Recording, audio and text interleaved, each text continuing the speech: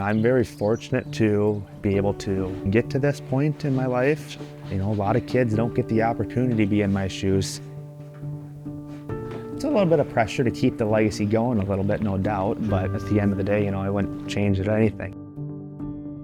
I look at it as a legacy there, and not just, I gotta get the job done, then I'm done for the day. To look at this is more than a job, and this is our family and our way of life there that we've done for the last all of 100 years.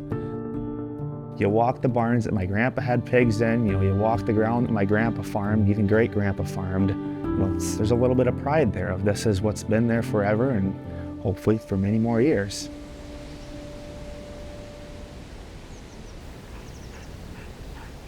Getting tired.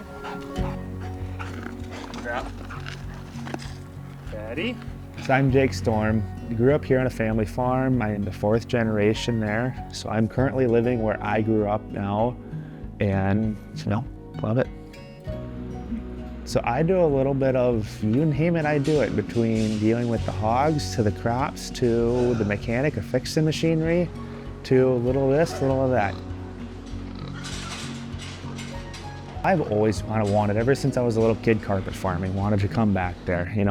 What Dad did outside, I did downstairs. It was kind of always one of those things. And then obviously got older too, ride around the tractor with him, be his shadow, the stuff like that. Ever since then, I've always wanted to come back and farm.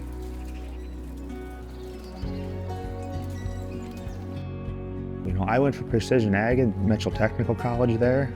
I learned a lot there, of whether it's the technology side, the mapping side.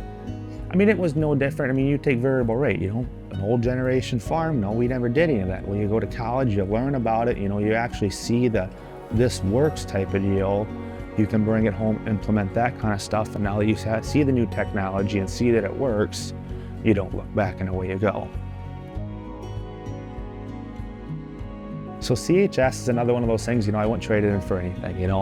You learn the other side of the counter a little bit. I was an applicator, so you got to see all the different farming practices that everyone did. What worked, what didn't work, what chemicals worked better than other chemicals in this situation versus that situation.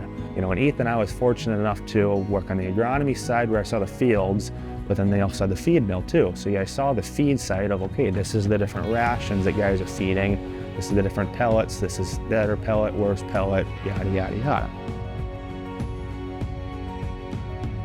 The hardest thing for me to learn when I started my career is, taking what I learned from CHS and taking what Grandpa had done in the years and trying to find that happy medium of, okay, no, this is what I've learned, well, this is what you've always done. But then at the same time, we always use the expression, it's not broke, don't fix it type of deal. We try to balance that out a little bit of, what works, what's gonna work, this has worked, is there a better way, or is this the best way? For me, carpet farming is easy. I'm gonna go hook onto the disc and go disc the carpet over. Okay, now you're real life putting dollars to things. Is this worth it? Is this gonna pay? Is this something that I should do? Shouldn't I do? Is it gonna help me? Gonna hurt me? And maybe it's just a young guy getting started, but you overthink everything. And that's when I'm very fortunate. I've got the dad, I've got the grandpa. You've been in my shoes. You've done this for the past umpteen years. What would you do? One of the big things that I look at support system-wise, I'd give my wife a lot of credit. She's the one that makes the wheel spin on the inside here, She's the one looking at my numbers, looking at the paperwork, and I'm terrible about looking at my phone and looking at my emails. So, I get lots of calls from her saying, you got an email you need to go look and take care of. But same with my mother, they both do a lot of supper out in the field, and they're the ones that take care of us and want to keep the wheel rolling at the end of the day, so. Oh, it's 100% inspiration there. We look at Mom, she was very much a one of, hey, can you run me out to the field? Yeah, no problem.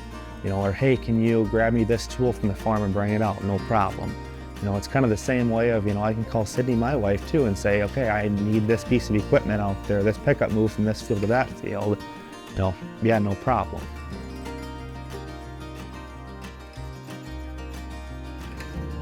Favorite memory I have is, it's going to kind of be ironic, but, we always go fencing all the time. Back in the day, we did a lot of fencing. A lot of people never liked fencing, but, it was my brother, me, my dad, and then my grandpa there.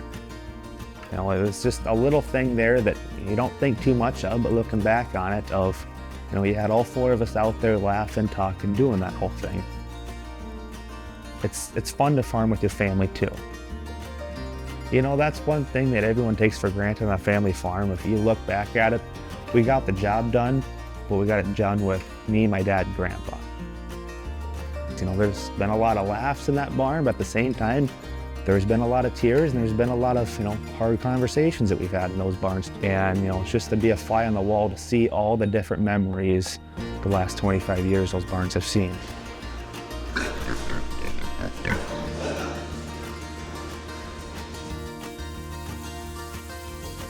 At the end of the day, for me, to see the last 3 generations that did it, knowing that I could be the 4th, you know, to me that was a big push just alone to know that I can be that, you know, the next one to keep the name going and to keep the legacy going there. That's what probably makes me the happiest.